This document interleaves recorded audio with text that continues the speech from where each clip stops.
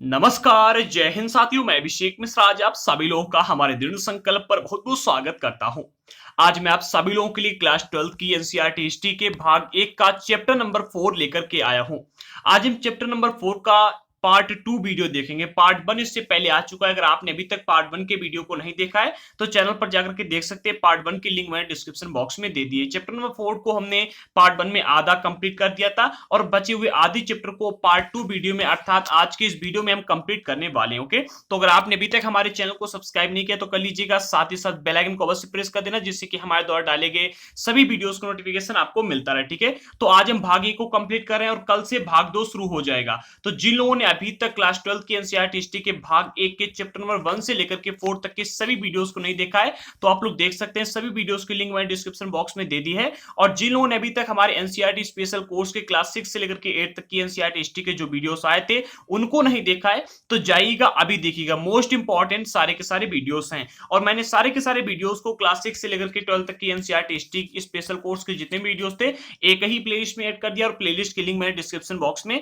दे दी है। अगर आप लोगों ने अभी तक नहीं देखी तो जाइएगा और अभी देखिए। ठीक है, तो पार्ट 1 का वीडियो हम पहले पार्ट 1 में जो मैंने आपको पढ़ाया था बताया था, सबसे पहले उनको हम एक सरसरी निगाह से देखते हुए चलेंगे और इसके बाद में पार्ट 2 में हम आपको बताएंगे। हम पार्ट 1 को इसलिए यहाँ पर सरसरी निगाह से देखेंगे ताकि आपको ये पता चलता रहे कि हमने पार्ट 1 में क्या क्या पढ़ा था। ठीक है, तो चैप्टर का नाम था विचारक, विश्वास और इमारतें। ठीक है, इसमें हमने सांस्कृतिक विकास के विषय में जानकारियां पार्ट 1 में प्राप्त की थी जो कि 600 ईसा पूर्व से लेकर के 600 ईस्वी तक की थी। इसमें हमने जानकारी प्राप्त की थी कि किस प्रकार से समाज में जो नए नए धर्म थे जैसे कि बौद्ध धर्म है, जैन धर्म है, ठीक है, ये किस तरह से अस्तित्व में आए थे और किस देश में कौन से धर्म अस्तित्व में आए थे, इन सारी जानकारियां प्राप्त की थी। और इसके अंदर सांची के विषय में भी हमने थोड़ा सा आपको वहां पर इंपॉर्टेंट फैक्ट बताए थे। सांची एक देखिए ऐसा टॉपिक है जहां पर स्तूप बना हुआ है, वो इंपॉर्टेंट। ठीक है, स्तूप के विषय में कुछ जानकारी इंपॉर्टेंट, लेकिन मैंने जो यहाँ पर आपके लिए ये टॉपिक रखी है ये इतने ज्यादा इंपॉर्टेंट है। अगर आप इनको नहीं याद करते हैं तो भी कोई फर्क नहीं पड़ता, लेकिन आप लोग इनको एक बार समझ लीजिएगा, पढ़ लीजिएगा। ठीक है,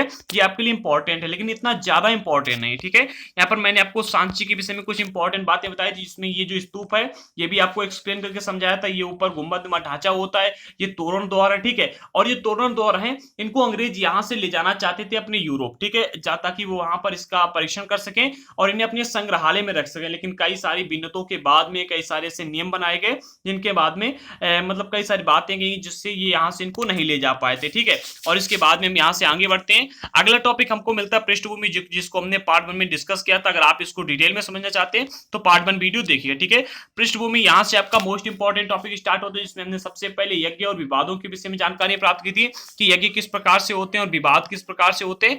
और इसके बाद में यज्ञों की परंपरा के विषय में कि यज्ञ की परंपरा क्या होती है, कैसे पहले लोग यज्ञ करवाते थे, क्यों करवाते थे। इसके बाद में वाद विवाद और चर्चाओं के विषय में। ठीक है, जैसे कि आजकल आप लोग देखते हैं मीटिंग लगाई जाती है, ठीक है, जब कोई काम होने जाता है तो मीटिंग की जाती है। इसी प्रकार से पहले वाद विवाद और चर्चाएं कैसे होती थी पार्ट 1 में हमने इसको भी डिस्कस कर लिया था। बौद्ध ग्रंथ किस प्रकार तैयार किए गए और किस प्रकार संरक्षित किए गए थे इनके विषय में भी हमने जानकारी यहाँ पर प्राप्त की। इनको कैसे बनाया गया था, इनको बनाने के लिए ज्येष्ठों और श्रमणों के साथ में एक सभा की गई थी जो कि उस समय बौद्ध धर्म के समय थे। ठीक है, उनसे के साथ में एक सभा की गई और इसके आधार पर ही पूरे संकलन किया गया था। ठीक है, और जब बुद्ध जिंदा थे, जब वो जीवित थे तो उन्होंने अपनी सारे का सारा ज्ञान मौखिक रूप से दिया था, किसी भी ज्ञान को उन्होंने लिखित रूप से नहीं दिया था। ठीक है, इनके समय में कोई भी इनकी पुस्तक नहीं लिखी गई थी, कोई भी ग्रंथ नहीं लिखा गया था। जब बुद्ध की मृत्यु हो गई थी तब इसके बाद ही बौद्ध धर्म के ग्रंथों को लिखा गया था। ठीक है, आगे बढ़ते हैं। तो हमने यहाँ पर बौद्ध धर्म के विषय में कुछ महत्वपूर्ण जानकारी प्राप्त की और नियतिवादी भौतिकवादी के विषय में हमने आपको बताया था। ठीक है, यहाँ पर भी कुछ इंपॉर्टेंट फैक्ट आपको बताए थे जो कि इंपॉर्टेंट थे। इसके बाद में जब आगे बढ़ते हैं तो आपको लौकिक सुखों से आगे महावीर का संदेश है। यहाँ पर हमने आपको जैन धर्म के विषय में कुछ इंपॉर्टेंट फैक्ट बताए थे कि जैन धर्म में क्या क्या होता है, कैसे होता है, इनके सिद्धांत क्या है, इन्होंने मुक्ति पाने का मार्ग कैसे बताया था। इसके बाद में बुद्ध और ज्ञान की खोज के विषय में, बुद्ध को ज्ञान की खोज कैसी हुई, बुद्ध का जीवन कैसा था, जीवन परिचय मैंने यहाँ पर आपको बताया था। ठीक है, इसके बाद में और हम आगे बढ़ते हैं तो आपको अगला टॉपिक मिलता है बुद्ध की शिक्षाएं। बुद्ध ने क्या क्या शिक्षाएं दी थी ये भी मैंने आपको एक्सप्लेन करके डिटेल में बताया था। अगर आपने पार्ट 1 का वीडियो देखा है तो आपको यहाँ पर कंप्लीटली इसके विषय में पता होगा। और हाँ, काफी सारे लोग कहते हैं कि हम टॉपिक को याद कैसे करें। ठीक है, तो आप टॉपिक को पहले समझिएगा, जितने मैं टॉपिक लेकर के आता हूँ, ठीक है, सारे के सारे टॉपिक याद कीजिएगा, सारे इंपॉर्टेंट है, चैप्टर का मैं सार लाता हूँ यहाँ पर। ठीक है, आगे बढ़ते अगला पॉइंट मिलता है बुद्ध व्यवहार में बौद्ध धर्म। ठीक है, बौद्ध धर्म क्या कहता है कि आपको समाज में कैसे व्यवहार करने चाहिए, समाज में जो लोग हैं उनके साथ में कैसे काम करना चाहिए, इन सारी बातों को हमने यहाँ पर समझा था इस टॉपिक में। ठीक है, इसके बाद में हम आगे बढ़ते हैं। तो बुद्ध के अनुयायी कौन कौन थे, कैसे बने थे, ठीक है, इनका धर्म का प्रचार कैसे हुआ था, आगे बढ़ा कैसे था, इनको हमने यहाँ पर समझा था। बुद्ध के अनुयायी ने क्या क्या किया था इनके लिए, इनको यहाँ पर देखा था। ठीक है, और इन सारी बातों को देखते हुए हम यहाँ पर आ गए थे और यहाँ पर हमने वीडियो समाप्त कर दिया था। अब यहाँ से हमारा स्टार्ट होता है पार्ट 2 वीडियो। ठीक है, और इसमें सबसे पहला टॉपिक मिलता है स्तूप। ठीक है, स्तूप जो कि हम बात करते हैं बौद्ध धर्म का एक सबसे प्रमुख प्रतीक माना जाता है। ठीक है, अब इनको यहाँ से हम स्टार्ट करते हैं। तो अगर आपने अभी तक वीडियो को लाइक नहीं किया तो कर दीजिएगा, शेयर अवश्य कर देना, जिससे कि हमारे द्वारा डाले गए जो वीडियोस हैं ये सभी लोग देख सकें और उनको लाभ मिल सके। ठीक है, ये एनसीईआरटी की स्पेशल कोर्स चला है और एनसीईआरटी की स्पेशल कोर्स हम आपके लिए बिल्कुल फ्री में लेकर के आए हैं। और हाँ, काफी सारे लोगों ने मेरे पास मैसेज किया कि उनको नोट्स चाहिए है, तो मैं आपको बताना चाहता हूं कि नोट्स का हमने गिव अवे रखा हुआ है। ठीक है, क्लास 6 से लेकर के 12 तक की जो हमारी एनसीईआरटी स्पेशल कोर्स चल रहा है। ठीक है, जो व्यक्ति क्लास 6 से लेकर के 12 तक का एनसीईआरटी स्पेशल कोर्स ज्वाइन करेगा, सारे के सारे वीडियोस को देखेगा और वीडियोस में जो इंपॉर्टेंट टॉपिक हमने आपको बताए उन टॉपिक्स पर जो कमेंट करेगा, ठीक है, उनको ही ये नोट्स दिए जाएंगे बिल्कुल फ्री में। हम 100 लोगों को नोट्स देंगे, कंप्लीट 100 लोगों को नोट्स देंगे और उनमें एक व्यक्ति को मैंने चुन भी लिया है जो कंप्लीट वीडियोस को देखता है, सारे वीडियोस में कमेंट करता है। और अभी 99 लोगों को चुनना और बाकी है, तो आप लोगों की गिनती इसमें आ सकती है अगर आप लोग डेली वीडियोस को देखते हैं, लाइक शेयर करते हैं और इनको मतलब कमेंट करते हैं तो। ठीक है, चलिए आगे बढ़ते हैं। इसमें सबसे पहला पॉइंट हमको मिलता है कि बहुत प्राचीन काल से ही लोग कुछ जगहों को पवित्र मानते हैं कि पवित्र जगह उसको ही कहा जाता है जहां पर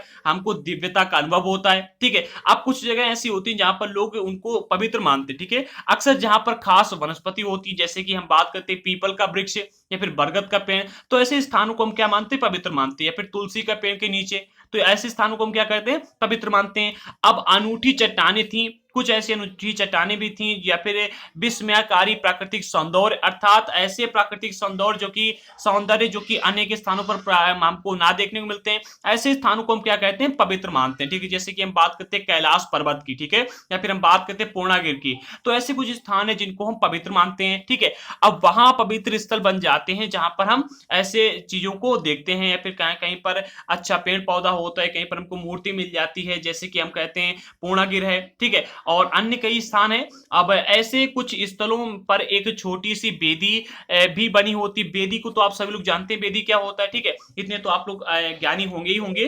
देखिए ऐसे टॉपिक जैसे कि हमने बात की पर बेदी, ठीक है, तो बेदी ऐसे टॉपिक पर प्रश्न बन जाता है। यहाँ पर अगर आप वेदी का अर्थ निकालेंगे तो यहाँ पर कई सारे अर्थ निकल कर आएंगे। ठीक है, लेकिन यहाँ पर जो वेदी का अर्थ दिया गया है, वेदी का अर्थ यहाँ पर ऐसा बताया कि जिसका अर्थ होता है कि ऐसी कोई चट्टान या फिर ऐसा कोई हवन कुंड जिस पर कुछ रख करके हम पूजा कर सके। ठीक है, तो ऐसे कुछ स्थलों पर एक छोटी सी वेदी बनी रहती है जिन्हें कभी कभी चैत्य कहा जाता है। ठीक है, चैत्य भी कहा जाता है इनको। ठीक है, अगला पॉइंट मिलता है कि बौद्ध साहित्य में कई चैत्यों की चर्चा हमको देखने को मिलती है, फिर आप कह सकते हैं कि कई सारी वेदियों की चर्चा हमको यहाँ पर देखने को मिलती है। इनमें क्या होता है, इसमें बुद्ध के जीवन से जुड़ी हुई जगहों का वर्णन किया गया है। ठीक है, जहां पर बुद्ध का जन्म हुआ था वो स्थान है लुम्बिनी। ठीक है, और इसके जहां इनको ज्ञान की प्राप्ति हुई थी वो स्थान है बोध गया। ठीक है, उन्होंने प्रथम उपदेश जहां पर दिया था वो सारनाथ। इसके बाद में इनको जहां पर निर्वाण प्राप्त हुआ था, अर्थात जहां पर इनको मुक्ति प्राप्त हुई थी वो कुशीनगर। ठीक है, तो ये 4 पॉइंट यहाँ पर इंपॉर्टेंट आपको देखने को मिलते हैं। बुद्ध का जन्म कहां पर हुआ था, लुम्बिनी में,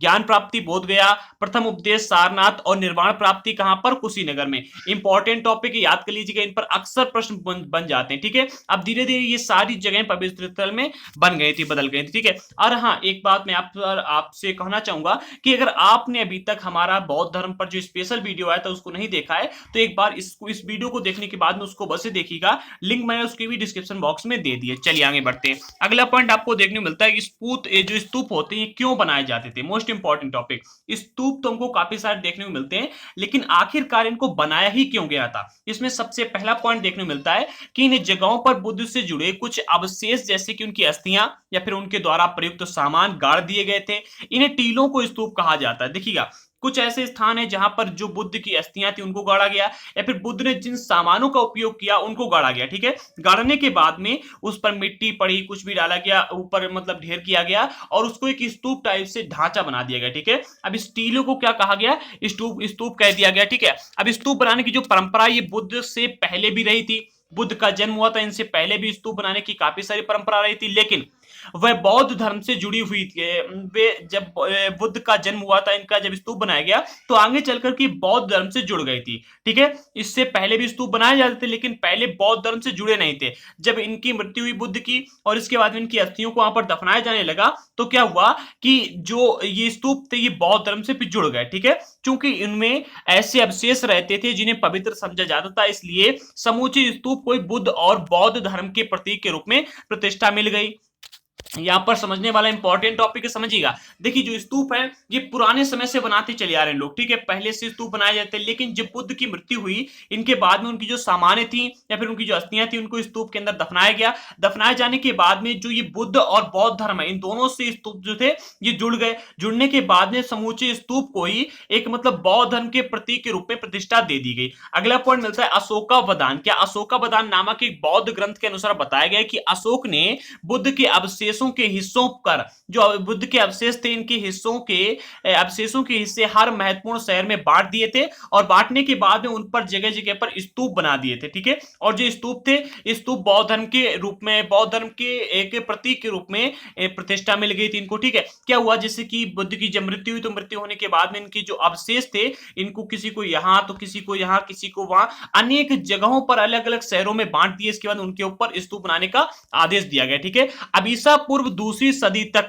भरहूत, सांची, सारनाथ जैसे जगहों पर स्तूप बनाए जा चुके थे। ठीक है, चलिए आगे बढ़ते हैं। अगला पॉइंट मिलता है कि स्तूप बनाए कैसे जाते थे, मोस्ट इंपॉर्टेंट टॉपिक। ठीक है, हमने ये भी जान लिया कि स्तूप क्यों बनाए जाते थे। ठीक है, स्तूप में होता क्या है, स्तूप को बौद्ध धर्म के प्रतीक के रूप में मान्यता कैसे मिली। अब ये हम जानते हैं कि स्तूप को कैसे बनाया गया। ठीक है, तो स्तूपों की वेदिकाओं और स्तंभों पर मिले अभिलेखों से इन्हें बनाने और सजाने के लिए जो दान दिया गया था उससे हमका पता चलता है। जैसे कि आजकल आप अगर आजकल देखेंगे तो आप अगर किसी क्षेत्र में कोई भी दान देते हैं, फिर आपने देखा होगा जो मंदिर बनवाए जाते हैं, मंदिर जो व्यक्ति बनवाता है, ठीक है, जो उसमें महत्वपूर्ण योगदान देता है, बनवाता है, वो अपने एक शिल्प पे नाम लिख करके और किसी न किसी मंदिर के कोने में या फिर मंदिर के ऊपर टॉप पर लगवा देता है शिल्प कि हाँ इस व्यक्ति ने ये मंदिर बनवाया था। ठीक है, और जो शिल्प पर नाम लिख कर लगाया जाता है, शिलान्यास किया जाता है, तो क्या होता है कि वो हमेशा के लिए हो जाता है। ठीक है, ऐसे ही आपने कहीं कहीं पर सड़कों पर, रोडों पर भी लिखा हुआ देखा होगा कि जो भी व्यक्ति वो सड़क बनवाता है या फिर रोड बनवाता है वहां पर एक सील गड़वा देता है कि माननीय इनके द्वारा, माननीय मुख्यमंत्री जी के द्वारा, फिर माननीय इनके द्वारा ये इसका निर्माण करवाया गया। ठीक है, तो इसी प्रकार से क्या हुआ, जब स्तूपों का निर्माण हुआ था, ठीक है, तो स्तूपों को निर्माण के समय जिन लोगों ने इसमें अपना दान दिया था, ठीक है, जिन लोगों ने दान दिया था उन लोगों का नाम अभिलेखों में लिखा गया। ठीक है, अभिलेखों में लिख करके वहीं पर गाड़े गए। तो जब इनकी खुदाई हुई या फिर इनके अंदर पता लगाया गया तो इनका पता चला। ठीक है, अब कुछ दान राजाओं के द्वारा दिए गए थे, जैसे कि सातवाहन वंश के राजाओं के द्वारा इसका हमको उदाहरण देखने को मिलता है कि सातवाहन शासक जो थे उन लोगों ने काफी सारा दान इसमें दिया था, जो कि कुछ दान शिल्पकारों, व्यापारियों की श्रेणी द्वारा भी दिया गया था। ठीक है, ये सारी की सारी जानकारी हमको इस अभिलेखों से पता चलती है। ठीक है, उदाहरण के लिए सांची के एक तोरण द्वार का हिस्सा हाथी दांत का काम करने वाले जो शिल्पकारी थे उनके दान से बनाया गया था। किनके? हाथी दांत के काम करने वाले शिल्पकारों के दान से। ठीक है, अब स्तूप निर्माण में भिक्षुओं और भिक्षुणियों ने भी दान दिया था। जो भिक्षु और भिक्षुणी थे इन्होंने भी कुछ अपना संचय किया होगा, पैसा, उन्होंने भी ध्यान दिया था कि हाँ आप, हमने धन संचय किया और हमारा भी इसमें कुछ योगदान होना चाहिए। लेकिन मैंने आपको पार्ट 1 में बताया था कि जो भिक्षु और भिक्षुणी होते थे इनको क्या है कि धन संचय करने का अधिकार नहीं था। बौद्ध धर्म की मान्यता के अनुसार इनको सिर्फ उतना ही धन अपने पास में रखना चाहिए जितना कि इनकी आवश्यकता हो, सिर्फ जीवन जीने के लिए। लेकिन इसके बाद भी जो अभिलेख हमको देखने को मिलते हैं इनमें ये बताया गया है कि भिक्षु और भिक्षुणियों ने भी इसमें दान दिया था। ठीक है, चलिए आगे बढ़ते हैं। अगला पॉइंट हमको देखने को मिलता है कि स्तूप की संरचना, स्तूप की संरचना कैसी है, कैसी होती थी, जो कि हमको अध्ययन के आधार पर पता चली है, इसको भी समझिएगा। ठीक है, तो स्तूप की संरचना मिट्टी के टीले जैसी होती, कैसी? मिट्टी के टीले जैसी, कुछ इस प्रकार से। ठीक है, जिसे बाद में अंड कहा गया। क्या? अंड कहा गया। अंड के ऊपर एक हर्मिका होती थी। यह छज्जे जैसा ढांचा देवताओं के घर का प्रतीक था। मतलब साफ है कि जो पहले, मतलब एक पहला पहाड़ टाइप का बनाया जाता, जिसे आप कह सकते हैं अन्य एक टीला बनाया जाता। टीला बनाने के बाद में टीले के ऊपर एक हर्मिका बनाई जाती है। हर्मिका आप ये कह सकते हैं कि छज्जे जैसा एक ढांचा होता था, जो कि देवताओं के घर के रूप में इसको प्रतीक मिल सके, ठीक है, मतलब एक दिव्य दिखाई पड़ सके, इसलिए ऊपर एक हर्मिका टाइप की बनाई जाती, ठीक है। अब हर्मिका से एक मस्तूल निकलता था, जिसे यष्टि कहा जाता। क्या? जिसे यष्टि कहते थे। यहाँ पर आपको दो शब्द देखने को मिलते हैं, जो कि आप इसमें थोड़ा कंफ्यूज हो रहे होंगे। यहाँ पर आपको एक मस्तूल और एक यष्टि, ठीक है। तो मस्तूल हम एक डंडा टाइप को कह सकते हैं, ठीक है, जिससे कि ऊपर झंडा ऐसा लगाया जाए, तो उसको कहते हैं मस्तूल, ठीक है। मस्तूल का शाब्दिक अर्थ अगर आप आज के समय देखो तो नाव में पाल बांधने का जो लट्ठा होता है ना, लाठी टाइप की होती है, उसे कहते हैं, ठीक है। तो मस्तूल ऊपर लगाया जाता और इसके बाद में मस्तूल के ऊपर जिसे यष्टि भी कहते हैं, ठीक है। अब जिस पर अब से मतलब अक्सर एक छतरी लगी होती थी, मतलब एक छतरी टाइप के ऊपर लगाई जाती, छतरी नहीं, जिससे आप छाता कहते हैं आज, तो वो लगाई जाती, ठीक है। अब टीले के चारों ओर वेदिकाएं होती थी, अर्थात दीवार होती थी, और पवित्र स्थल का सामान्य दुनिया से अलग करती थी, मतलब जो ये पूरी वेदिका होती थी बाउंड्री टाइप के आसपास, ये पवित्र स्थल को, जो मतलब ये पूरा के पूरा स्तूप है, इसको सामान्य दुनिया से अर्थात अलग के क्षेत्र से एक अलग ढांचे के रूप में परिवर्तित कर दी थी, ठीक है। मतलब यहाँ पर पूरा ये बना हुआ है आपका, जो मतलब ये स्तूप है, और इसके बाद में अगर आसपास बाउंड्री कर दी और आसपास लोग रहते हैं, यहाँ पर बैसी बसते हैं, तो आपको बिल्कुल अलग तरह के दिखाई देगा, ठीक। इसी प्रकार से इसको बनाया गया था, ठीक है। अगला पॉइंट मिलता है कि सांची और भरहूत के प्रारंभिक स्तूप बिना अलंकरण के, अर्थात जो सांची और भरहूत ये दो स्तूप हमको मिलते हैं, ये प्रारंभिक काल के, और इनमें किसी प्रकार कोई भी अलंकरण हमको देखने को नहीं मिलता, ठीक है, सिवाय इसके कि उनमें पत्थर की वेदिकाएं और तोरण द्वार हैं। तोरण द्वार और वेदिका आप लोग जानते होंगे। तोरण द्वार वही जो कि सजा टाइप का रहता है, मैंने यहाँ पर चित्र शायद नहीं रखा है, आइए मैं आपको ऊपर पहले चित्र दिखा देता हूं, इसमें वेदिका क्या है और तोरण द्वार क्या है, इसके बाद में आगे बढ़ेंगे, ठीक है। तो पहले मैंने जो चित्र यहाँ पर रखा था वहां पर पहुंचते हैं और आपको दिखाते हैं। सबसे पहले आप चित्र के माध्यम से यहाँ पर समझिएगा, चित्र के माध्यम से समझेंगे तो अच्छा रहेगा। यहाँ पर जो मैंने स्तूप रखा है, ये जो आपको आसपास बाउंड्री टाइप की दिखाई दे रही है, ये वेदिका है, और ये तोरण द्वार है। क्या? तोरण द्वार, ठीक है। ये एक सांची का स्तूप आपको दिखाया जा रहा है, और ये ऊपर जो देख लेना, ये मस्तूल ऐसा लगा हुआ है, और ऊपर जो छतरी आपको दिखाई जा रही है, ठीक है, ये छतरी है, और ऊपर मस्तूल भी लगा है, ठीक है। आप लोग देख सकते हैं आराम से, ये मस्तूल है और ऊपर ये छतरी टाइप की है, ठीक है, और ये आपको अन्य देखने को मिलती है, ठीक है। चलिए आगे बढ़ते हैं, अब वहीं पर पहुंच जाते हैं अपने टॉपिक पर। यहाँ पर आपको एक बात तो पता चली गई होगी कि यहाँ पर मस्तूल किसे कहते हैं, यष्टि किसे कहते हैं, हर्मिका किसे कहते हैं, और इसके बाद में जो आपकी ये तोरण द्वार और वेदिका, ठीक है। तोरण द्वार उसे कहते हैं जो कि सजा टाइप का होता है और आसपास से जहां से लोग प्रवेश करते हैं, ठीक है। वेदिकाएं किसे कहते हैं? बाउंड्री को, ठीक है। अब ये पत्थर की वेदिकाएं किसी बांस के या फिर काठ के घेरे के समान थी, अर्थात किसी बांस का घेरा या फिर किसी काठ का घेरा ऐसी प्रतीत होती थी, और चारों दिशाओं में खड़े तोरण द्वार, मतलब ये द्वार होते थे, तोरण द्वार, चार दिशाओं में रखे जाते थे। चार समझे, जैसे कि ये स्तूप पूरा बना है, तो एक यहाँ होगा, एक यहाँ होगा, एक यहाँ होगा और एक यहाँ होगा, ठीक है। और इसके आसपास लोग परिक्रमा भी करते थे, ठीक है। चलिए आगे बढ़ते हैं। तो चारों दिशाओं में खड़े जो तोरणदार थे, ये खूब नक्काशी इनके ऊपर की गई थी, ठीक है। नक्काशी मतलब बहुत अच्छे से सजाया गया था, और बाद में स्तूप के टीले पर भी अलंकरण और नक्काशी की जाने लगी। तो ये है इंपॉर्टेंट टॉपिक। चलिए आगे बढ़ते हैं। अगला पॉइंट मिलता है स्तूप की खोज। स्तूप की खोज कैसे हुई, क्यों की गई खोज इसकी, और इसमें हमको क्या क्या मिलता है समझिएगा, ठीक है। तो स्तूपों की खोज में सबसे पहला पॉइंट मिलता है अमरावती और सांची के नियति, ठीक है। अमरावती का स्तूप जो है आजकल हमको देखने को नहीं मिलता है, इसमें केवल एक ढांचा टाइप का बचा है, क्योंकि अंग्रेजों ने इसकी खोज करने के बाद में यहां से सब कुछ उखाड़ कर वो अपने देश में ले गए, समझिएगा। 1796 में एक स्थानीय राजा को जो कि मंदिर बनाना चाहते थे, अचानक अमरावती के स्तूप की अवशेष इनको मिल गए। अब जब इनको अवशेष मिल गए तो इन्होंने यहाँ पर क्या किया, उसका परीक्षण किया। परीक्षण करने के बाद में वहां पर जो पत्थर थे उनका उपयोग अपने मंदिर बनाने के लिए किया, ठीक है। निर्णय लिया और इसके बाद में खुदाई कराई और उन पत्थरों का उपयोग अपने मंदिर बनाने में करने लगे। अब जब इन्होंने मंदिर बनाने में उपयोग करने लगे उन पत्थरों का, इसके बाद में 1854 में, कब 1854 में गुंटूर जो कि आंध्र प्रदेश के कमिश्नर ने अमरावती की यात्रा किया। अमरावती की यात्रा करने के बाद में उन्होंने कई मूर्तियां और उत्कीर्णित जो पत्थर थे वहां पर जमा किए। कहां पर? अमरावती के स्तूप में, ठीक है। यहाँ पर उन्होंने कई सारी अच्छी अच्छी मूर्तियां और वहां पर जो अच्छे अच्छे पत्थर थे जिनके ऊपर उत्कीर्ण किया गया था, कई मूर्तियां फिर चित्र बनाए गए थे, उनको इकट्ठे करने के बाद में वो मद्रास ले गए। कहां से? इसी स्तूप से, ठीक है।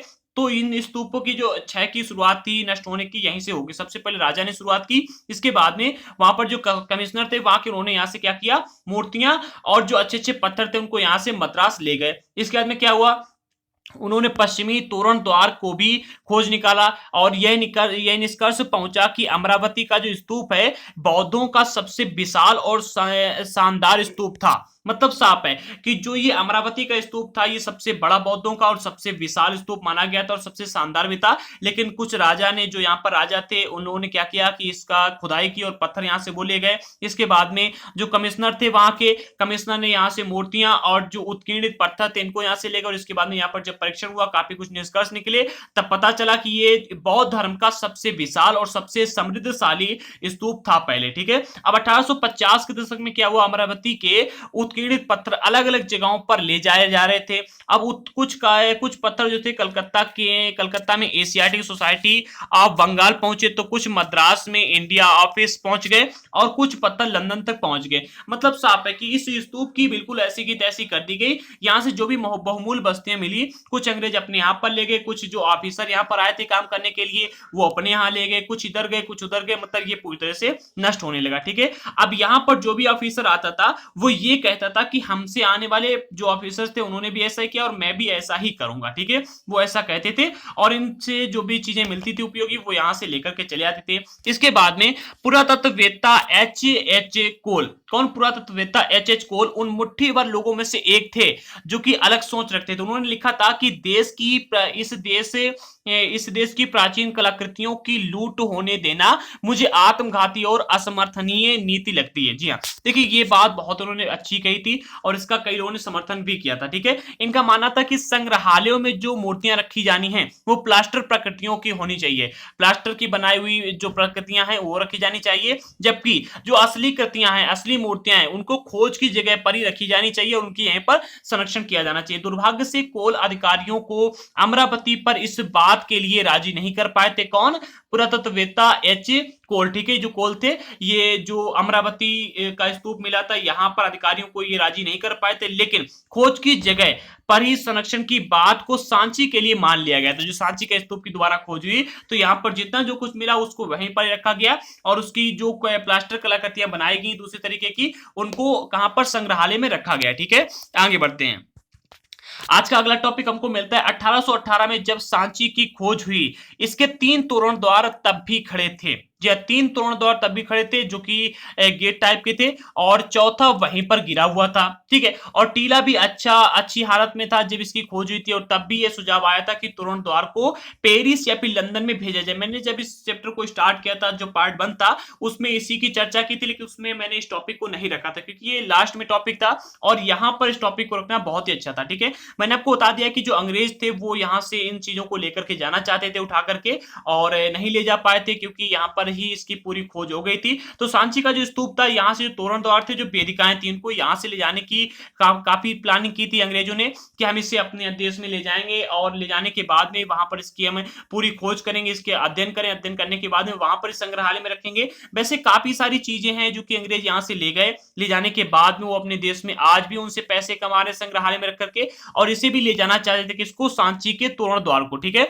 लेकिन वो यहां से नहीं ले जा पाए। तब भी ये सुझाव आया था कि तोरण द्वार को पेरिस या फिर लंदन में भेज दिया जाए। अंततः कई कारणों से क्या हुआ कि सांची का स्तूप वहीं पर बना रहा और आज भी बना हुआ है, जबकि अमरावती का महाचैत्य, ठीक है, अमरावती का महाचैत्य अब सिर्फ एक छोटा सा टीला है जिसका गौरव भी बिल्कुल नष्ट हो चुका है। ठीक है, अब वही बात कहते हैं ना कि जिसका संरक्षण नहीं होगा वो धीरे धीरे नष्ट हो ही जाएगा, चाहे वो हम हैं या आप हो। ठीक है, अगर आप कोई फीवर आता है, फिर बुखार आता है और आप अगर दवा नहीं लेते हैं, अगर आप अपना स्वयं का संरक्षण नहीं करते तो आप भी बीमार पड़ जाते हैं और ऐसा ही होता है उन लोगों के साथ में जिनको दवा नहीं मिल पाती और वो मर जाते हैं। इसी प्रकार से जैसे इस स्तूप का संरक्षण नहीं हुआ, इस स्तूप का आज अस्तित्व बिल्कुल मिट्टी में मिल गया। अगला पॉइंट मिलता है कि लोक परंपराएं। ठीक है, लोक परंपराओं में ये परंपरा एक ऐसी है जो कि बहुत ही महत्वपूर्ण मानी गई है और इस पर एक बार प्रश्न भी पूछा चुका है। ठीक है, तो इसको एक बार समझ लीजिएगा। ये जो चित्र आपको यहाँ पर दिया रहा है, संस्कृत भाषा में वर्णित साल भंजिका, क्या साल भंजिका की मूर्ति है, ये क्या साल भंजिका की मूर्ति है और इसका संबंध सांची के स्तूप से। ठीक है,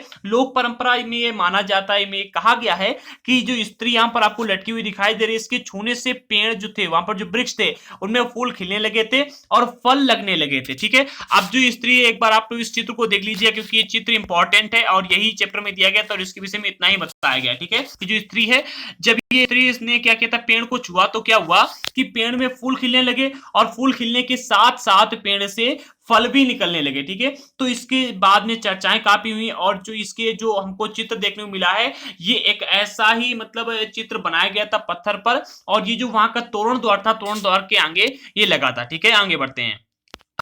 तो यहां पर आपने तब समझ लिया हो कि ये इंपॉर्टेंट टॉपिक और इस पर एक बार प्रश्न भी बन चुका है, ठीक है। चलिए आगे बढ़ते हैं। अगला पॉइंट आपको देखने को मिलता है जो हीनयान और थेरवाद वाली बात है, अर्थात नई धार्मिक परंपराएं। जब बुद्ध की मृत्यु हो गई, इसके बाद में इनका धर्म आगे बढ़ा, बढ़ने के बाद में कई सारे लोगों के बीच में कई सारे मतभेद उत्पन्न हुए। लोगों ने ये कहा कि बुद्ध एक सिर्फ आम व्यक्ति थे और उन्होंने तपस्या करके तप करके अपने आप को मुक्ति प्राप्त की थी। जब लोगों के बीच में ये पता चल गया कि बुद्ध सिर्फ एक आम व्यक्ति थे और उन्होंने मतलब तपस्या की, तप किया और अपने आप को निर्माण प्राप्त किया, तो लोगों के बीच में क्या आया कि काफी सारी भावनाएं फैलने लगी, ठीक है। और ईसा की प्रथम सदी तक क्या हुआ, ईसा की प्रथम सदी के बाद में बौद्ध अवधारणाओं और व्यवहार में बदलाव नजर आने लगे, ठीक है। जब बौद्ध अवधारणाओं और व्यवहार में नजर आने लगे तो प्रथम बौद्ध मत में निर्माण के लिए व्यक्तिगत प्रयास को विशेष महत्व दिया गया, ठीक है। मतलब साफ है यहां पर जो पहले बात कही गई थी कि अगर आप बौद्ध मठ में रहते हैं और बौद्ध धर्म को पालन करते हैं तो आप यहां पर निर्माण की प्राप्ति कर सकते हैं, अर्थात मुक्ति प्राप्त कर सकते हैं। लेकिन जब ये सारी की सारी अवधारणाएं बदलने लगी तो क्या हुआ, लोगों ने स्वयं, जी हाँ, स्वयं के लिए निर्माण प्राप्ति के लिए व्यक्तिगत प्रयास के विशेष महत्व पर जोर दिया, ठीक है। अब परंतु क्या हुआ, धीरे धीरे एक मुक्तिदाता की कल्पना उभरने लगी। जैसे कि आजकल आप लोग देखते हैं ना कि लोग बाबा भंडारियों के चक्कर में पड़ जाते हैं कि हाँ वो बाबा के पास में जाओ, ऐसा हो जाएगा, वैसा हो जाएगा,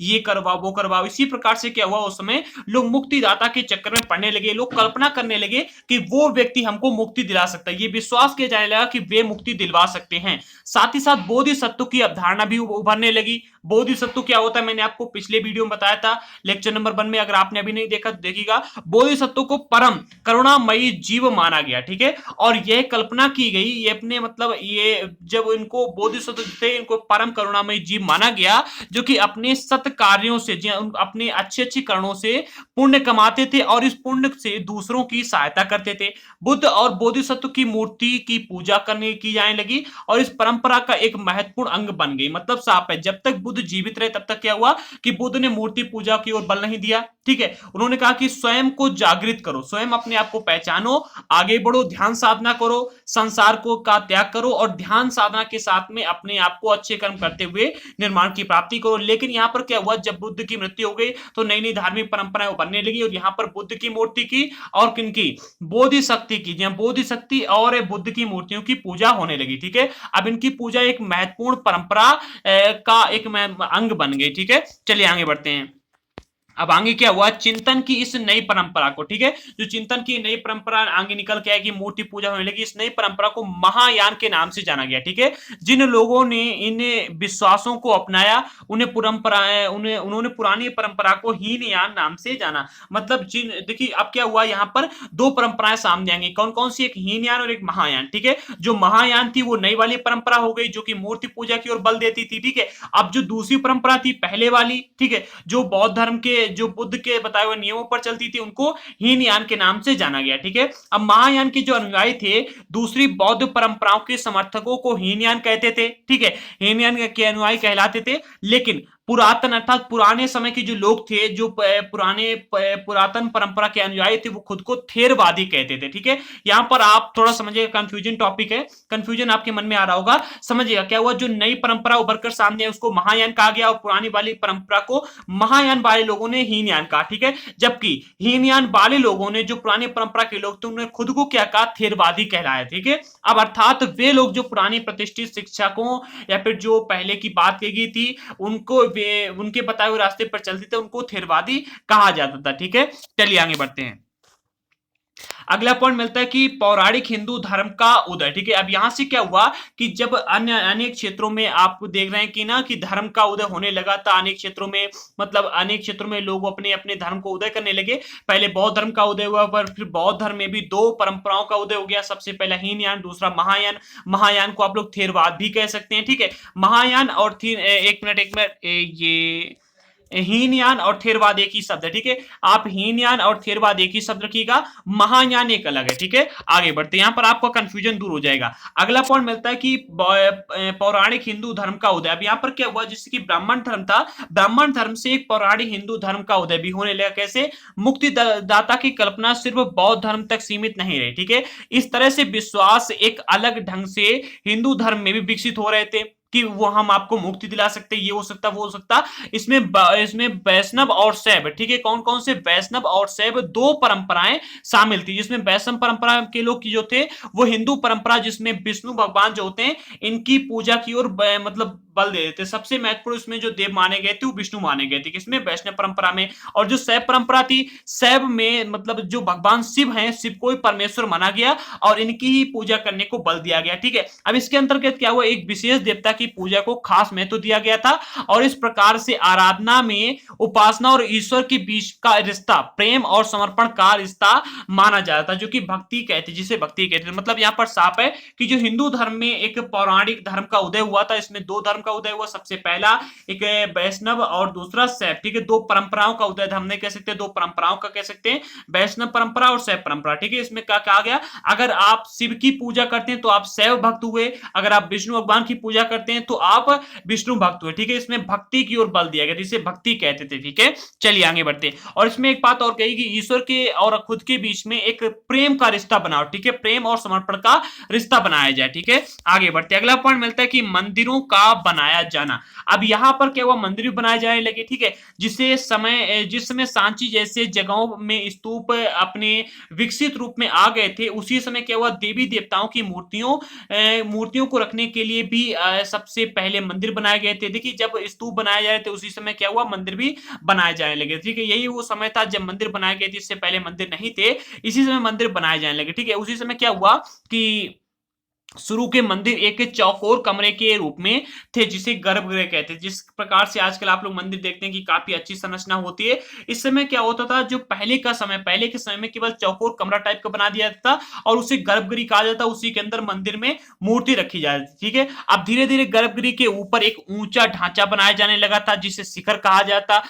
मैंने यहाँ पर एक चित्र भी रखा, आप लोग देख सकते हैं। सबसे पहले क्या हुआ, एक कमरा टाइप का बनाया गया जिसे गर्भगृह कहा गया और इसके अंदर मूर्ति को रख करके पूजा करने लगे। इसके बाद में इसके ऊपर एक ढांचा भी बनाया जाने लगा, ठीक है, ढांचा बनाया जाने लगा, जिसको क्या कहा गया, शिखर कहा गया, ठीक है। अब मंदिर की दीवार पर अक्सर भित्ति चित्र उत्कीर्णित किए गए, क्या भित्ति चित्र उत्कीर्णित किए गए, और बाद के युगों में मंदिर की स्थापना का काफी विकास हो गया, ठीक है। और अब मंदिरों के साथ साथ विशाल सभा स्तंभ, ऊंची दीवारों पर तोरण द्वार भी लगाए जाते हैं। मतलब साहब आजकल मंदिरों को तो आप लोग देखते हैं ना कि सभा स्तंभ भी लगाए जाते हैं, जहां पर लोग बैठ करके पूजा पाठ करते हैं और वहां पर बैठ करके चिंतन मनन करते हैं। और इसके बाद में काफी मतलब अच्छे अच्छे तोरण द्वार भी लगाए जाते हैं। तोरण द्वार का अर्थ है कि अलंकृत दरवाजा, ठीक है। चलिए आगे बढ़ते, अगला पॉइंट मिलता है कि शुरू में जो मंदिर बनाए गए थे, खास बात से शुरू में मंदिर की एक खास बात यह थी कि इनमें से कुछ पहाड़ियों को काट करके खोखला करके कृत्रिम गुफाओं के रूप में बनाए गए थे, ठीक है। अब कृत्रिम गुफाएं बनाने की परंपरा काफी पुरानी भी थी। आप लोगों के लिए शायद मैंने यहाँ पर चित्र भी रखा, ये आप देख सकते हैं, ठीक है।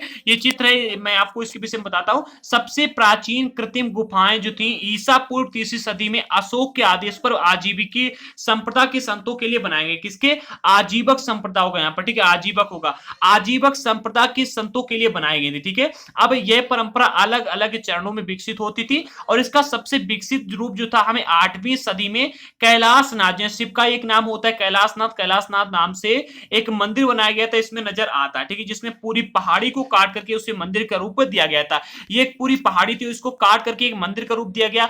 अब आप मुझे ये बताइए कि यहां पर जो आपको कलाकृति देखने को मिल रही है, ये ऐसी कलाकृति आप बताइए किसी अन्य धर्म के मंदिर या फिर मस्जिद में आपको देखने को मिलती है? मैं यहाँ पर धर्म को लेकर की कोई भी बात नहीं करना चाहता हूं, साफ तौर से ये बताना चाहता हूं कि जो हमारे हिंदू धर्म में ये मंदिर बनाए गए थे इतने महान, सरकार इनकी ओर ध्यान क्यों नहीं देती है? आज भी अगर आप मंदिर को देखोगे तो इनकी जो कलाकृतियां हैं, जो हमारे पर अंग्रेज आए थे वो यहां पर आने के बाद में यहां से इन मंदिरों को ले गए। जी हाँ, इन मंदिरों की जो कलाकृतियां मंदिरों को नहीं ले गए, उनके अंदर मिलने वाले जो मूर्तियां थी इनको ले गए और ले जाने के बाद में अपने यहाँ के संग्रहालयों में रख करके आज भी उनसे पैसे कमा रहे हैं, ठीक है। जबकि अगर आजकल आप हमारे यहाँ के मंदिरों को देखोगे जो कि पुराने समय के आज भी मौजूद हैं, उनका संरक्षण इतनी अच्छी तरीके से नहीं किया जा रहा है, ठीक है। आप लोग स्वयं कमेंट बॉक्स में बताइए क्या मैंने यहाँ पर कुछ गलत कहा। मेरा यहाँ पर कोई भी धर्म के क्षेत्र में कहना या फिर करना कोई भी नहीं था। हर एक धर्म के मंदिर मस्जिद बहुत ही अच्छे बनाए गए। अगर आप ताजमहल को देखोगे तो वो भी बहुत ही अच्छा बनाया गया है, ठीक है। और अगर आप अन्य किसी क्षेत्र में जाओगे तो हर क्षेत्र में बढ़िया बनाया गया। लेकिन जो मंदिर बनाए गए थे ये सबसे देखना कि पूरे पत्थर को काट करके पूरी पहाड़ी को काट करके बनाया, कितना सुंदर बनाया गया, ठीक है। ये कैलाश मंदिर है जो कि एलोरा कैलाश मंदिर और एलोरा जो कि महाराष्ट्र में है। ये सांचा जो है सारा ढांचा एक चट्टान को काट करके तैयार किया गया था। कैलाश मंदिर का और एलोरा की गुफा है जो, ठीक है, इन दोनों का जो ढांचा है मंदिर को काट कर तैयार किया गया और सबसे अद्भुत है ये, ठीक है। हजारों लोग इनको देखने के लिए जाते हैं। अगला पॉइंट मिलता है कि एक ताम्र पत्र अभिलेख एलोरा की प्रमुख तक्षक द्वार इसका निर्माण समाप्त करने के बाद में उसके आश्चर्य को व्यक्त करता है, ठीक है। देखिएगा एक ताम्र पत्र मिला जो कि ये बताता है कि किस प्रकार से इस मंदिर को निर्माण करने के बाद में जिसने इसको बनाया था उसका भावनाएं कैसी थी, उसने स्वयं के बारे में कैसे सोचा, उसने कहा हे भगवान ये मैंने कैसे बना दिया। ये एक ताम्र पत्र पर लिखा हुआ मिला जो कि एलोरा में एक ताम्र पत्र मिला है और उस पर लिखा मिला है कि हे भगवान ये मैंने कैसे बनाया। जिसने बनाया उसे स्वयं यकीन नहीं हो रहा था कि मैंने ही बनाया क्या ये। वो स्वयं पर यकीन नहीं कर पा रहा था कि क्या मैंने ही ये गुफा बनाई थी एलोरा वाली, ठीक है। इसी प्रकार से आप मंदिर देखिएगा आजकल के तो बहुत ही अच्छे देखने को मिलते हैं, ठीक है। आगे बढ़ते अगला पॉइंट आपको यहां पर ही देखने को मिलता है, इंपॉर्टेंट नहीं है लेकिन हाँ इस पर भी प्रश्न बन सकता है। महाबलीपुरम जो कि तमिलनाडु में एक विशाल चट्टान पर उत्कीर्णित मूर्तियां निश्चित ही चित्र में किसी कथा यह का सजीव चित्रण किया गया है। चित्र भी रखा है मैं आपको दिखाऊंगा। एक महाबलीपुरम एक विशाल चट्टान है महाबलीपुरम में और यहां पर मतलब काफी मूर्तियां बनाई गई थी चट्टान में, ठीक है। लेकिन ये मूर्तियां कौन सी हैं, ये कौन सी कथा, ये आज तक पता नहीं लगाया जा चुका है। यहाँ के इतिहासकारों ने पुराणों के साहित्य में इस कथा को पहचानने के लिए काफी खोजबीन की लेकिन इसमें काफी मतभेद रहा है, ठीक है। कुछ का मानना है कि इसमें गंगा नदी के स्वर्ग से अवतरण का चित्र दिया गया है, ठीक है। चट्टान की सतह के मध्य प्राकृतिक दरार शायद नदी को दिखा रही है और ये कथा महाकाव्यों और पुराणों में वर्णित है, ठीक है। दूसरे विद्वान मानते हैं कि यह एक दिव्य शास्त्र प्राप्त करने के लिए महाभारत में दी गई अर्जुन की तपस्या को दिखाया गया है। वे मूर्तियों के बीच में साधु को केंद्र में रखे जाने की बात का महत्व देते हैं। यहाँ पर आपको ये पूरा का पूरा चित्र दिया गया, ठीक है। आप लोग देख सकते हैं ये पूरी आप लोग देख रहे हैं ना कि किस प्रकार से पत्थर को काट करके चित्र बनाया गया, ठीक है। यहाँ पर आप देख सकते हैं कि ये साधु को कहाँ है, मैं तो कुछ पहचान नहीं पा रहा हूँ। ये हाथी बनाए गए, ये लोग बनाए गए हैं और मूर्तियां बनाई गई हैं। इसको देख करके काफी सारे जो हमारे यहाँ के आजकल पुरातत्ववेत्ता हैं वो आश्चर्य हैं। आज तक उन्होंने इसका सही कथा इसकी पता नहीं लगा पाए कि आखिरकार इन चित्रों के पीछे की वजह क्या, आखिरकार इनका लेना देना किस कथा से, ठीक है। तो आज तक पता नहीं लगा पाया जा चुका है लेकिन काफी सारे लोगों के बीच में इसमें मतभेद आज भी जारी है, ठीक है। चलिए आगे बढ़ते हैं। तो हमारे आज के चैप्टर का अब लास्ट टॉपिक स्टार्ट होता है जो काल रेखा जिसको हम कहते हैं। देखिए महत्वपूर्ण धार्मिक बदलाव जो हुए इनको यहाँ पर एक बात देखिएगा, लगभग 1500 ईसा पूर्व से लेकर के 1000 ईसा पूर्व के बीच में प्रारंभिक वैदिक परंपराओं का इसमें हमको देखने को मिलता है। ये प्रारंभिक वैदिक परंपराओं का समय था, इसमें बहुत ही बदलाव आए थे किसमें, वैदिक परंपराओं में, ठीक है। अगला पॉइंट मिलता है लगभग 1000 ईसा पूर्व से लेकर के 500 ईसा पूर्व, इसमें क्या हुआ, वैदिक परंपराओं का उदय हुआ था। किसका, उत्तर वैदिक परंपराओं का उदय हुआ था। और 1500 से 1000 साल के बीच में क्या हुआ था, प्रारंभिक वैदिक परंपराओं का उदय हुआ था, इसमें उत्तर वैदिक परंपराओं का, ठीक है। अब इसके बाद में लगभग 6ठी सदी ईसा पूर्व में क्या हुआ था, प्रारंभिक उपनिषद जो कि जैन धर्म और बौद्ध धर्म से संबंधित है इनको लिखा गया था और इनके संबंध में काफी बातें कही गई थी। लगभग 3री सदी ईसा पूर्व में आरंभिक स्तूपों का निर्माण हुआ था। इसके बाद में लगभग 2री सदी ईसा पूर्व में क्या हुआ था, इससे आगे की बात करें लगभग 2री सदी ईसा पूर्व से आगे महायान बौद्ध मत का विकास हुआ था और वैष्णववाद, शैववाद और देवी पूजा परंपरा की यहाँ पर शुरू हो गई थी, ठीक है। मतलब यहाँ पर कई सारे क्षेत्रों में धार्मिक बदलाव आए थे। अगला पॉइंट बनता है लगभग 3री सदी ईस्वी में जब ईसा मसीह का जन्म हुआ था, 3री सदी ईस्वी में लगभग कुछ 300 वर्ष के आसपास सबसे पुराने मंदिरों का इसमें निर्माण इस समय हुआ था, ठीक है। आगे बढ़ते हैं। अगला पॉइंट मिलता है काल रेखा 2, इसमें प्राचीन इमारतों और मूर्तियों की खोज और संरक्षण के महत्वपूर्ण चरण यहां पर दिखाए गए हैं। सबसे पहला मिलता है 1814 में इंडियन म्यूजियम कलकत्ता की स्थापना की गई थी। कब? 1814 में। कब? 1814 में इंडियन म्यूजियम कलकत्ता की स्थापना की गई, जिसमें महत्वपूर्ण मूर्तियां जो खोजी गई थी उनको यहां पर स्थापित किया गया। 1834 में क्या हुआ था? रामराज लिखित essay on the architecture of the Hindus का प्रकाशन हुआ था, और कनिंगम में सारनाथ के स्तूप की खोजबीन यहीं पर छानबीन इस समय की गई थी। कब? 1834 के समय में। ठीक है, इसके बाद में 1835 से 1842 के बीच में जेम्स फार्गुसन ने महत्वपूर्ण पुरातत्विक स्थलों का सर्वेक्षण किया था। 1851 में गवर्नमेंट म्यूजियम मद्रास की स्थापना हुई थी, और यहाँ पर जितने भी स्तूप खोजे गए थे उनसे कई सारी चीजें लेकर के लोग गए भी थे। अगला पॉइंट मिलता है 1854 में अलेक्जेंडर कनिंगम ने भिल्सा टोप्स लिखी, जो कि सांची पर लिखी गई सबसे प्रारंभिक पुस्तकों में से एक है। ठीक है, 1878 में क्या हुआ? राजेंद्र लाल मिश्र की पुस्तक जिसका नाम है बुद्ध गया, जी बुद्ध गया द हिस्ट्री ऑफ शाक्य मुनि का प्रकाशन हुआ था। अगला पॉइंट मिलता है 1880 में। 1880 में एच कोल को प्राचीन इमारतों का संग्रहाध्यक्ष बनाया गया था। ठीक है, और तब इन्होंने ये बात कही थी कि जो यहाँ पर जितने भी हमको पुरास्थल मिलते हैं, जितनी भी मूर्तियां मिलती हैं, इनका संरक्षण भारत में ही किया जाना चाहिए, भारत से बाहर नहीं जाना चाहिए, और एक भी संग्रहालय में नहीं जाना चाहिए। सारे के सारे वहीं पर उनका संरक्षण किया जाना चाहिए। जबकि जो अगर हम संग्रहालय में रखना चाहते हैं तो इनकी प्लास्टर की मूर्तियां बनाई जाए और उनको इस संग्रहालय में रखा जाए। ठीक है, आगे बढ़ते हैं। अगला पॉइंट मिलता है 1888 में। ठीक है, कब? 1888 में ट्रेजर ट्रोब एक्ट का बनाया गया था। ठीक है, और इसके अनुसार सरकार पुरातत्विक महत्व की किसी भी चीज को हस्तगत कर सकती है, मतलब कुछ ही प्रकार से कुछ भी कर सकती है सरकार, जो भी पुरातत्विक चीज मिलती है उनको। ठीक है, अगला पॉइंट मिलता है 20वीं सदी, अब यहां से आ जाती है। ठीक है, 20वीं सदी में 1914 में क्या हुआ था? जॉन मार्शल और अल्फ्रेड फुसे की 10 मॉन्यूमेंट्स ऑफ सांची पुस्तक का प्रकाशन हुआ था, और इसके बाद में 1923 में जॉन मार्शल की एक पुस्तक जिसका नाम है कंजर्वेशन मैनुअल का प्रकाशन हुआ था, और 1955 में प्रधानमंत्री जवाहरलाल नेहरू ने राष्ट्रीय संग्रहालय नई दिल्ली की नींव रखी थी। 1989 में सांची को एक विश्व कला दया स्थान घोषित किया गया था, और अगर सांची से पहले जो स्तूप की खोज हुई थी वो ऐसा ही बना रहता तो इसकी जगह पर उसका नाम दिया था। ठीक है, चलिए, तो ये थे हमारे आज के इस पूरे चैप्टर कंप्लीट हो चुका है, और अब टॉपिक आता है जिन लोगों को एनसीईआरटी के नोट्स लेने, पेमेंट करके वो लोग हमको इस नंबर पर व्हाट्सएप पर मैसेज करके एनसीईआरटी के नोट्स ले सकते हैं। व्हाट्सएप नंबर आपके सामने 8577885934। ठीक है, ये नंबर डिस्क्रिप्शन बॉक्स में भी दिया, आप लोग ले सकते हैं। और आपसे एक रिक्वेस्ट है कि अगर आपने अभी तक हमारे चैनल को सब्सक्राइब नहीं किया तो कर लीजिएगा, साथ ही साथ बेल आइकन को अवश्य प्रेस कर देना, और हमको इंस्टाग्राम पर, टेलीग्राम पर और फेसबुक पर भी फॉलो ज्वाइन कर लीजिएगा, मोस्ट इंपॉर्टेंट। ठीक है, और समाप्त आज आपके लिए मैं क्विज भी लेकर के आऊंगा, तो डेली आप सभी लोग क्विज को देखा करें। आज की क्विज बहुत इंपॉर्टेंट टॉपिक पर होने वाली, और कल से हम क्लास 12 के एनसीईआरटी हिस्ट्री के भाग 2 या क्लास 12 के एनसीईआरटी हिस्ट्री के भाग 2 को स्टार्ट करते हैं, जिसमें चैप्टर नंबर 1 से लेकर जितने भी चैप्टर मिलेंगे सारे को हम देखेंगे। ठीक है, तो चलिए, इसी के साथ में वीडियो होता है समाप्त। आप लोग जल्दी से वीडियो को लाइक और शेयर कर दीजिएगा। मिलते हैं अगले वीडियो के साथ में, तब तक के लिए जय हिंद दोस्तों।